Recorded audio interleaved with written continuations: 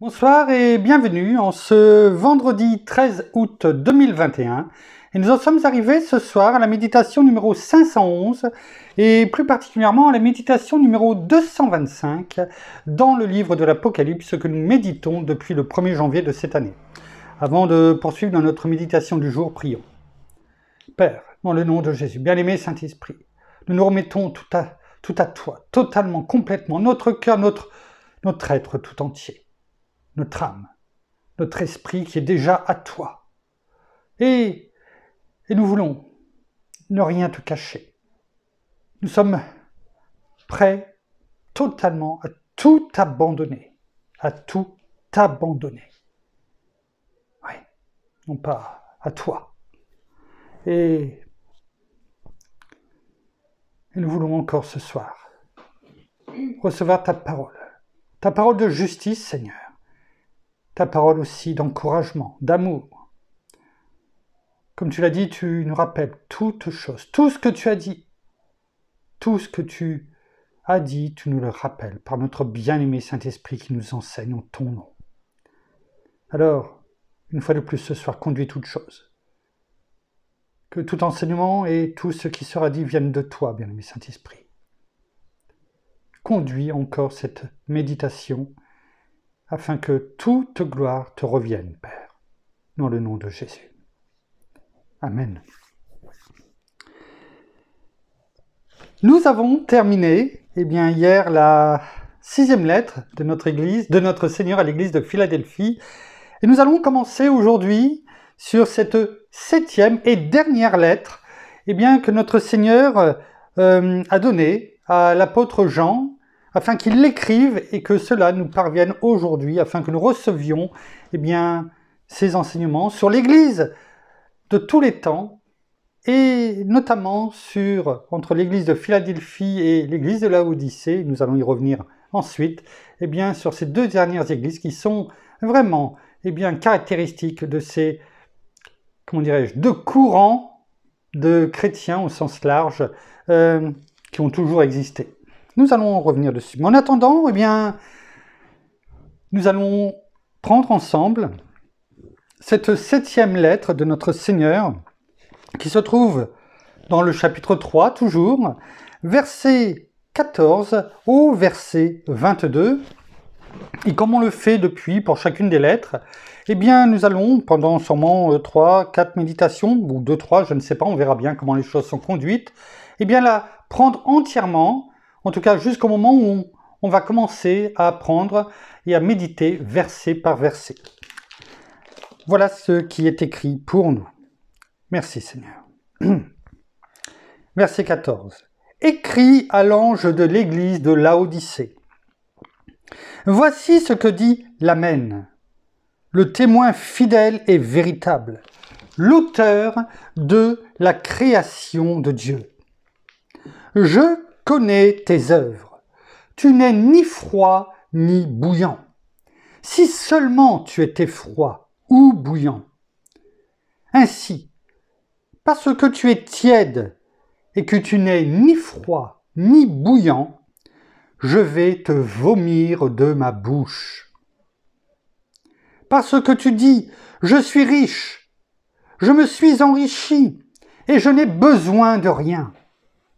Et parce que tu ne sais pas que tu es malheureux, misérable, pauvre, aveugle et nu, je te conseille d'acheter chez moi de l'or éprouvé par le feu, afin que tu deviennes riche, et des vêtements blancs, afin que tu sois vêtu et que la honte de ta nudité ne paraisse pas, et un collier pour oindre tes yeux, afin que tu vois. Moi, je reprends et je corrige tous ceux que j'aime. Aie donc du zèle et repens-toi. Voici, je me tiens à la porte et je frappe. Si quelqu'un entend ma voix et ouvre la porte, j'entrerai chez lui. Je souperai avec lui et lui avec moi. le vainqueur. Je le ferai asseoir avec moi sur mon trône. Comme moi, j'ai vaincu et me suis assis avec mon Père sur son trône. Que celui qui a des oreilles écoute ce que l'Esprit dit aux églises. Amen. Nous verrons bien combien de temps nous passerons sur cette 7e lettre. Oh, ce n'est pas une question de temps. Il peut y avoir un temps court mais très riche de ce que notre bien-aimé Saint-Esprit, dans le nom de Jésus, nous enseigne. Et si le temps est bien dur, eh bien c'est que il y a encore plus de choses à recevoir et notre voyage au sein de la parole, eh bien, ce que nous faisons depuis le 1er janvier de cette année, eh bien, continue, se poursuit. Alors, rappelons-nous, tout d'abord, on va le reprendre, j'ai retrouvé juste avant la méditation mes notes, je suis remonté en arrière, comme quoi il est bon aussi de prendre des notes, de les écrire. Rappelons-nous ce que nous avions dit juste avant de commencer la 6e lettre à l'église de Philadelphie, et on va le reprendre, je vais relire mes notes tout simplement. Et nous avions dit qu'il était important, avant de commencer l'étude de la 6e lettre de notre Seigneur à l'église de Philadelphie, eh bien de signaler quelque chose. Eh bien que nous commencions à nous entreprenions maintenant l'étude du dernier âge de l'église. Pas qu'avec l'église de Philadelphie, nous allons voir. Que nous entreprenions maintenant l'étude du dernier âge de l'Église qui nous est présenté par les messages à Philadelphie et à Laodicée. La description faite de ces deux églises représente, comme on a pu le dire en introduction, deux courants de croyants ayant toujours existé au sein de l'Église de notre Seigneur. À travers toute son histoire terrestre. Toujours, il y a eu ces deux courants que représentent la lettre à l'église de Philadelphie et la lettre à l'église de Laodicée. Mais nous avions dit que ici, c'est-à-dire aussi bien dans la lettre à l'église de Philadelphie que dans la lettre à l'église de Laodicée, eh bien ici, ils sont parvenus à maturité, ces croyants, ou ce courant de croyants. Nous avons dit que Philadelphie représente le bon blé, les vierges sages ou encore les chrétiens spirituels, tandis que Laodicée, que nous allons méditer à partir d'aujourd'hui, représente quoi? L'ivrée, les vierges folles et les chrétiens charnels. Tout le contraire de ce que nous venons de méditer depuis des semaines dans la lettre de notre Seigneur à l'église de Philadelphie. Et pour représenter ce que nous venons de dire, eh bien, nous avions vu, et je vous laisserai aller le relire, le rechercher et le méditer à nouveau, je pense qu'il est bon, ce n'est pas d'érodite. À chaque fois que l'on reprend la parole de Dieu, eh bien, la parole nous est montrée sous un autre angle. Il y a un film comme ça qui date depuis longtemps, Déjà vu. Mais oui, c'est déjà vu, peut-être, mais à chaque fois, eh bien, dans ce film, c'était pris sous divers angles. Et on s'aperçoit qu'on peut avoir vu quelque chose ou lu quelque chose, mais notre bien-aimé Saint-Esprit, dans le nom de Jésus, nous le montre sous un angle différent à chaque fois. Et à chaque fois, il nous apprend quelque chose. Et justement, eh bien, tout ce que nous avons vu sur les vierges sages et les vierges folles, sur le blé et l'ivraie notamment, eh bien, vous pouvez le retrouver dans Matthieu, chapitre 13, à partir du verset 24 jusqu'au verset 30, et je vous laisse aller le retrouver. Alors, aujourd'hui, j'avais prévu eh bien, de commencer à voir, comme on le fait à chaque fois, la situation de Laodicée, non pas de l'église, mais de la ville, de son environnement, etc. Mais comme toujours, et bien souvent en tout cas, ce que je prévois vole souvent bien en éclats, souvent au dernier moment, eh bien, parce que d'autres choses eh bien, nous sont montrées.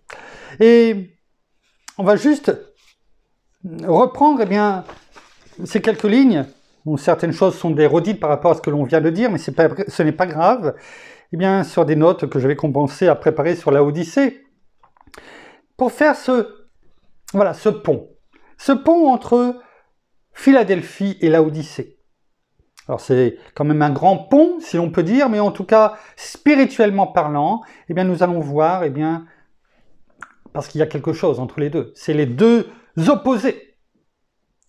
La Odyssée et Philadelphie, enfin Philadelphie et la Odyssée, sont complètement, c'est les deux extrémités.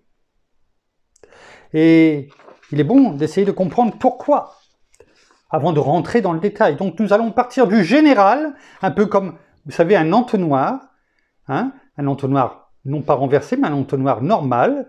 Eh bien, c'est large au début, et petit à petit, eh bien, il s'affine afin de pouvoir eh bien, avoir juste ce qu'il faut pour mettre par exemple dans une bouteille, comme c'était le cas par exemple pour notre fils tout à l'heure. Eh bien, et comme quoi toute image est bonne et nous est donnée au bon moment. Et nous allons faire et travailler sur cette septième lettre, eh bien, de la même façon. Nous allons partir du général afin de revenir sur le détail de ce qui nous sera montré au travers de la parole. Eh bien,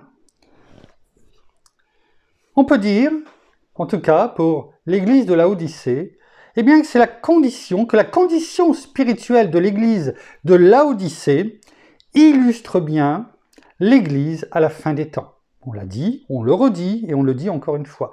L'église, elle représente quoi? L'église apostate et matérialiste d'aujourd'hui. On ne peut pas dire le contraire. L'apostasie, la grande apostasie que l'apôtre Paul dit à son fils spirituel Timothée, qu'à la fin des temps, il y aura une grande apostasie. Elle doit arriver. Elle peut peut-être être retardée, et je veux le croire en tout cas, eh bien, par nos prières, notamment avec tout ce qui se passe. Il y a des choses qui peuvent être repoussées, parce que notre Père est bon, parce qu'il est fidèle, parce qu'il nous donne du temps. On a pu déjà le voir avec Abraham concernant eh bien, Sodome et Gomorrhe, hein, mais bien souvent dans la parole, eh bien, on a pu voir que les choses ont été repoussées. Mais repousser ne veut pas dire annuler. Cette grande apostasie arrivera, elle est en route, et on la voit déjà, il suffit d'ouvrir les yeux. Maintenant, cette grande apostasie, eh bien, plus elle tardera à venir, si je puis m'exprimer ainsi, plus notre Père, dans sa grande bonté, eh bien, nous laisse du temps à l'Église hein, que nous sommes, mais à ses enfants en tout cas, eh bien, pour, au travers de sa parole, eh bien, que les gens soient convaincus du salut et demandent à recevoir notre Seigneur, eh bien, et à le recevoir comme Seigneur et Sauveur de leur vie, afin d'être extirpés des ténèbres pour le royaume de la lumière, de sa lumière. C'est cela aussi l'enjeu de tout ce temps que nous traversons. L'ennemi veut précipiter les choses parce qu'il connaît la fin. Il connaît sa fin. Il la connaît. Il ne connaît pas tout. Mais en tout cas, il connaît la parole et il connaît sa fin. Et il voit bien tout ce qui se passe. Et là, aujourd'hui, il essaie de précipiter les choses. Il essaye de les précipiter et faire avancer les choses afin qu'elles arrivent avant le temps prévu. En tout cas, dans sa vision à lui. C'est ce qui se passe aujourd'hui à travers le monde. Hein. Ne nous leurrons pas. On ne veut pas tout diaboliser. Mais il faut simplement ouvrir les yeux, tout simplement. Et nous, c'est le contraire. Nous prions. Parce que la prière du juste est d'une grande efficacité et nous prions notre Père afin que du temps nous soit encore donné. Parce que nous comprenons de mieux en mieux sa parole, parce que cette sagesse eh bien, nous est donnée, cet esprit de révélation et de sagesse, afin que eh bien, une multitude encore puisse être touchée. Et nous déclarons et proclamons et nous demandons à notre Père, et nous venons tous ensemble devant son trône de la grâce, le trône de la grâce, afin de lui demander non seulement un peu de temps, Père, et surtout, eh bien, qu'il y ait un grand réveil, partout, pas qu'en francophonie, partout dans le monde. Il n'empêche que l'église de Laodicée illustre bien l'église de la fin des temps. L'église apostate, donc le rejet de Dieu complet, et matérialiste d'aujourd'hui, et sur cela, on ne peut pas dire le contraire. Elle représente cette partie des églises des derniers jours qui vit dans l'apostasie. Eh oui, on parle bien de l'Église. On ne parle pas du monde ici. Moi, je vous parlais jusque maintenant du monde, mais là, notre Seigneur nous parle de l'apostasie dans l'Église, parce que c'est la lettre à l'Église de Laodicée. Et c'est ça qui est encore plus grave et malheureux, triste.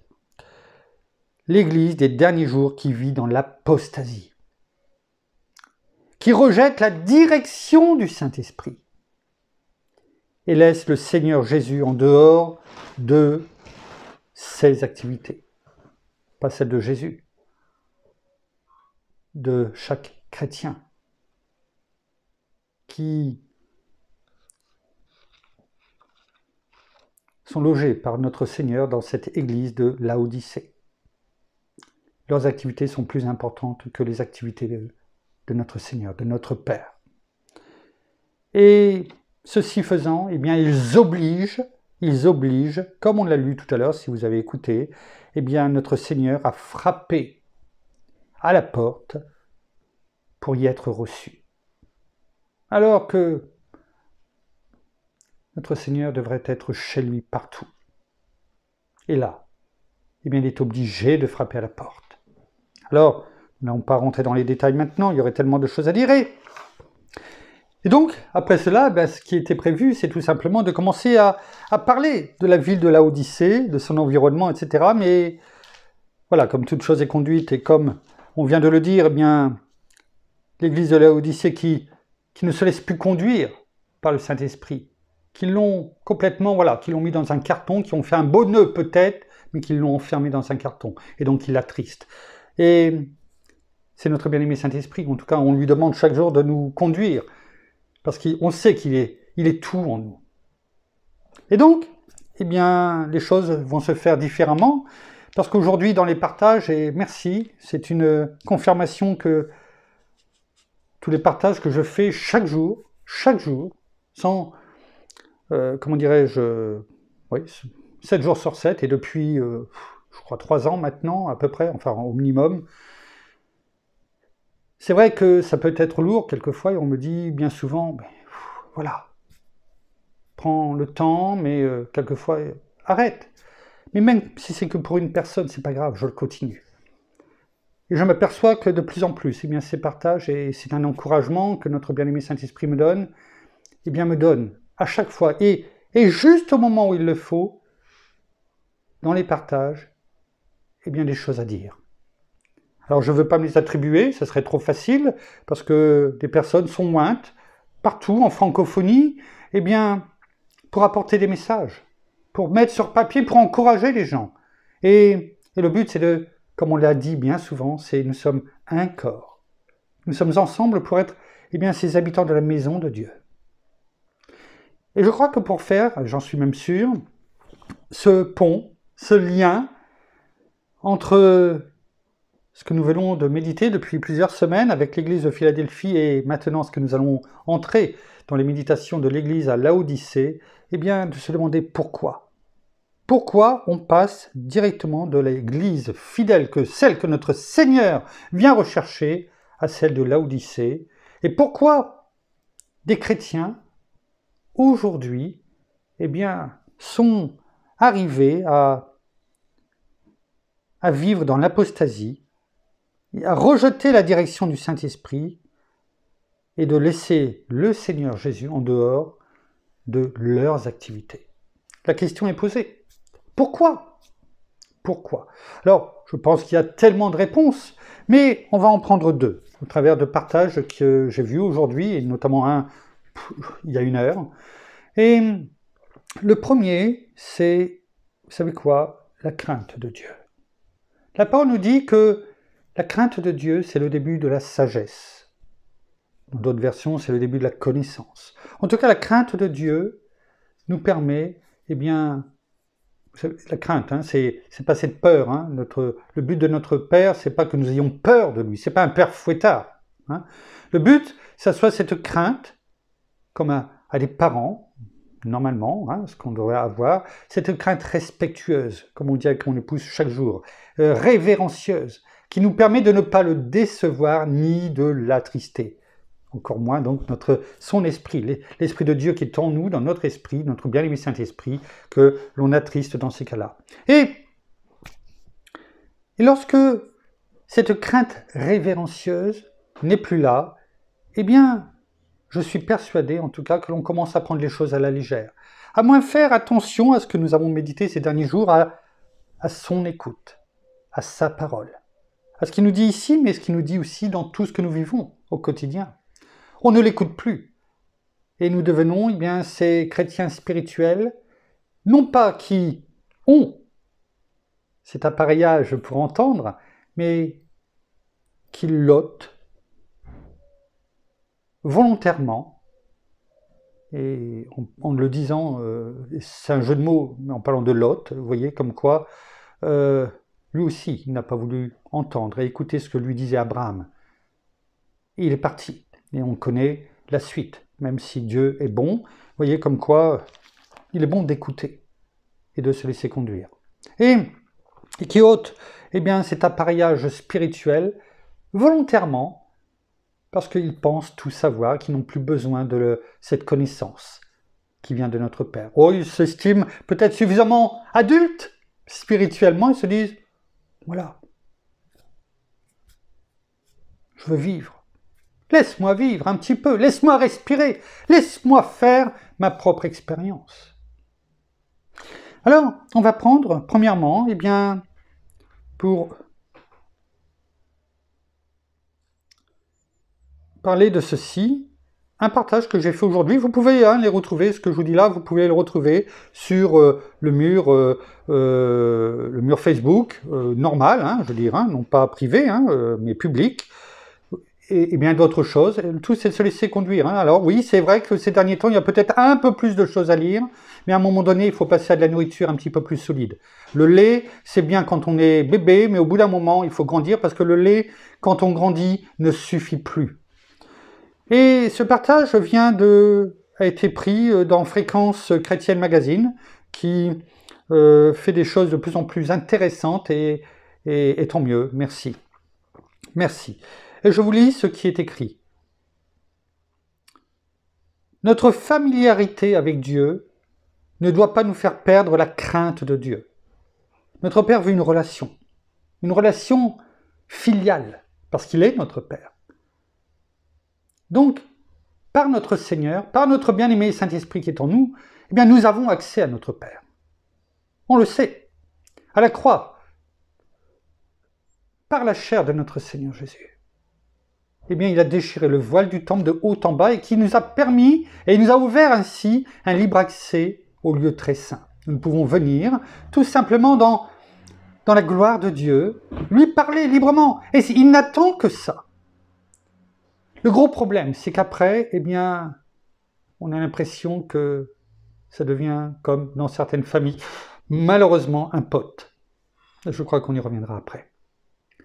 Et c'est important de toujours nous rappeler qui il est, avant toute chose.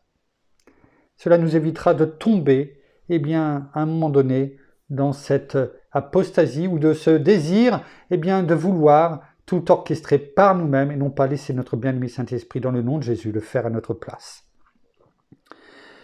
Nous reprenons. Notre familiarité avec Dieu ne doit pas nous faire perdre la crainte de Dieu. Dieu demeure Dieu. Et ça, c'est important à toujours se souvenir de cela. Dieu demeure Dieu. Dieu n'est pas notre égal. C'est lui qui a créé les cieux et la terre et tout l'univers. Rappelons-nous, et je vous invite chaque jour, à lire, si vous ne le savez pas encore par cœur, le psaume 8. Allez le voir, apprenez-le si vous le souhaitez, mais en tout cas, lisez-le chaque jour. C'est important. Et cela vous permettra, comme nous on le fait avec mon épouse, de nous rappeler toutes choses et de le déclarer, de le proclamer. C'est lui qui nous a tous créés. Il connaît le nombre des cheveux sur nos têtes. Il sait précisément ce qui va arriver à la prochaine seconde, comme dans le prochain siècle. Pourquoi ? Parce qu'il est omniscient, omniprésent et omnipotent. Combien de fois nous l'avons déclaré, proclamé ? Il est Dieu. Et même si Dieu nous fait grâce de sa présence dans nos vies, chaque jour, et n'en doutons aucunement, il l'a dit, il est partout où nous allons. Il est avec nous partout où nous allons. Josué 1, verset 9. Même si nous avons sur nous une certaine mesure d'onction ou de puissance, cela ne nous donne pas le droit de nous élever à la stature parfaite de Dieu. Dieu est parfait, pas nous. En esprit, oui, mais c'est tout. Cela n'exclut pas notre révérence à Dieu. On en parlait tout à l'heure. Cette crainte révérencieuse. Et l'honneur que nous devons accorder à son nom. Parce que le souverain sacrificateur rentrait une fois par an dans le lieu très saint pour venir, dans la gloire de Dieu, il tremblait.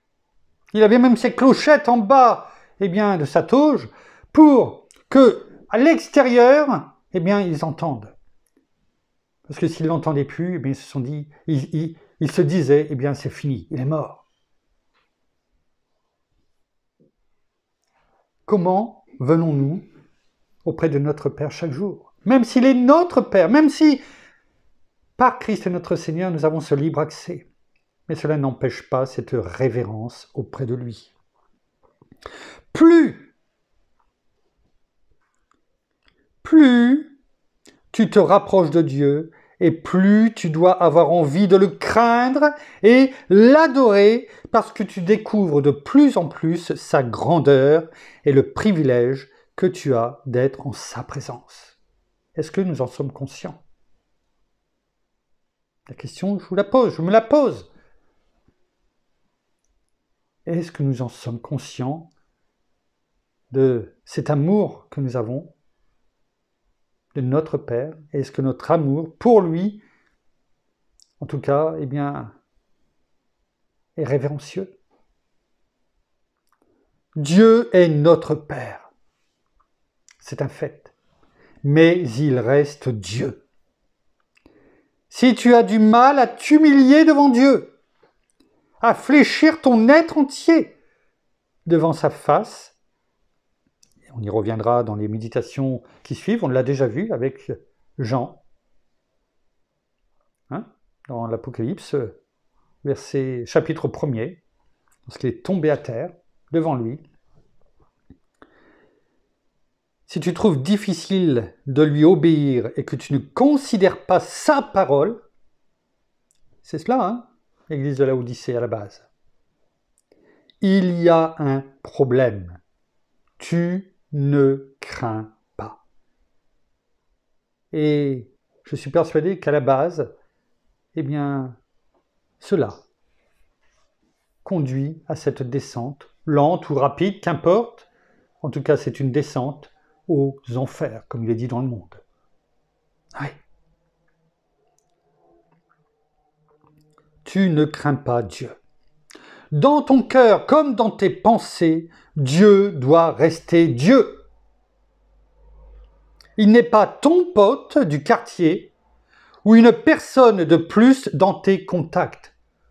C'est tellement facile aujourd'hui, on a cette impression facile d'ajouter ou de retirer des amis Facebook, par exemple, ou autre. C'est tellement facile, on a l'impression qu'on a tellement d'amis. Dieu n'est pas un pote, un ami supplémentaire. Il est Dieu, le créateur de toutes choses.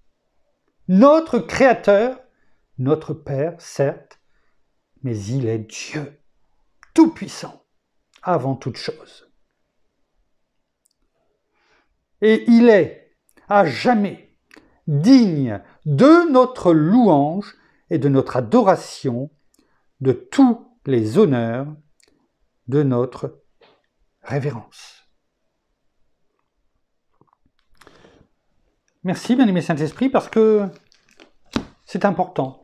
Et cela peut nous permettre, dans cette introduction à l'église de Laodicée, de comprendre pourquoi, sans juger. Mais pourquoi, quelquefois, on peut en arriver à cette introduction. parce qu'on prend Dieu pour un pote, un ami du quartier. Afin de ne pas prendre trop de temps sur la méditation d'aujourd'hui, nous verrons le reste de cette introduction, en tout cas demain, parce que je ne voudrais pas accélérer sur les choses importantes afin de ne pas passer à côté de choses importantes. Merci Père, merci Seigneur, merci bien-aimé Saint-Esprit, une fois de plus pour ce que tu nous as montré ce soir.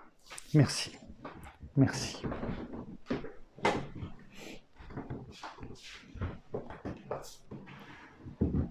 Excusez-moi, je me lève.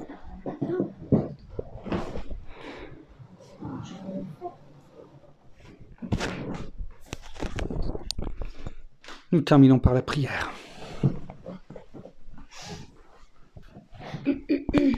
Oh, merci Seigneur, et bien encore pour ta présence ce soir parmi nous. Merci parce que nous voulons vraiment être honorés chaque jour par ta présence, par ta parole. Merci pour tout ce que tu fais pour chacun d'entre nous. Merci parce que tu vis en nous, tu es en nous. Merci pour tout ce que tu nous donnes chaque jour dans nos vies. Merci parce que nous pouvons nous approcher de toi et nous pouvons te parler, oui, avec ce libre accès, mais avec toute, non pas crainte, mais avec tout le respect que nous avons besoin de mettre et de te soumettre, Seigneur. Merci encore, tout simplement parce que tu nous apaises, tu es là dans chaque moment de nos vies et nous savons que dans les bons moments, comme dans les plus mauvais, nous pouvons nous approcher de toi parce que tu es notre Père, parce que tu es notre Créateur. C'est toi qui nous as créés, qui as créé tout ce monde dans lequel nous vivons aujourd'hui. Merci pour tout ce que tu as fait, tout ce que tu as mis autour de nous, toutes ces belles choses dans la vie que nous pouvons vivre chacun. Et nous savons que même s'il peut y avoir des contrariétés et des difficultés, nous savons que cela ne vient pas de toi, parce que tel un bon Père, tu es là et tu veilles sur chacun de nos pas. Et nous savons que tu connais déjà tout de nous, tout ce que nous allons dire, tout ce que nous pensons, tout ce que nous faisons, même avant que nous le pratiquions, avant que nous le fassions, tu connais tout de nous, parce que c'est toi qui nous as créés, c'est toi qui nous as donné ce souffle de vie, et que sans toi, nous ne serions pas là aujourd'hui. Tu nous as mis là, à ce moment-là, précis, pour établir et pour faire ce que toi, tu voulais que nous fassions. Pas simplement ce que nous voulons faire, mais ce que toi, tu veux faire à travers nous. Alors que nous soyons vraiment tes instruments, que tu te serves tout simplement de nous pour accomplir ce que tu veux accomplir avec nous. Alors merci encore de ta présence, merci de ta patience, merci de ta bonté et surtout de ton amour chaque jour. Alors nous aussi, nous t'aimons et nous voulons te le montrer chaque jour en venant tout simplement à toi dans ce moment particulier, dans ce moment d'intimité, tout simplement t'honorer et te rendre gloire, toi notre Père, toi notre Créateur, toi notre Dieu. Alors soyez tous abondamment bénis, frères et sœurs, dans le nom de notre Seigneur Jésus-Christ. Amen. Amen. Voilà, ainsi s'achève la méditation de ce soir. Nous vous bénissons abondamment de toutes les bénédictions spirituelles dans les lieux célestes en Christ. Nous saluons comme à l'accoutumée nos amis au Québec, au Canada, en francophonie, en France, à Paris et tout autour de chez nous. Et nous vous souhaitons à toutes et à tous une excellente fin de journée pour certains, une très bonne soirée pour d'autres, sous cette chaleur très lourde. Et en tout cas, nous vous disons à demain. Passez une très bonne nuit dans la paix de notre Seigneur. Essayez de faire un petit peu de courant d'air peut-être pour se rafraîchir. En tout cas, nous serons là demain pour la suite de notre méditation sur le livre de l'Apocalypse et l'église de Laodicée. À demain. Au revoir.